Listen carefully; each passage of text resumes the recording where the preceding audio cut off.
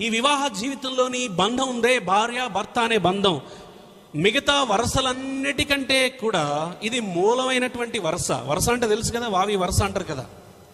చాలా వరుసలు ఉన్నాయి మన కుటుంబాల్లో, కానీ అన్నిటికంటే మొట్టమొదటి వరుస ఏంటి? ఏంటి ఆ వరుస? ఏమండి? భార్యాభర్తలు.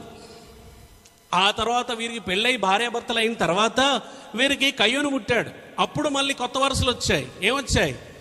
తల్లి, తండ్రి, కొడుకు. ఆ తర్వాత కొన్ని రోజులకి హేబేలు పుట్టాడు.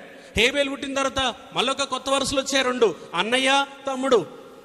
అలాగా ఇప్పుడు ఉనికిలో ఉన్న మిగతా వావి వరుసలన్నిటికీ కూడా మూలమైంది ఏంట్రా అంటే భార్య భర్త.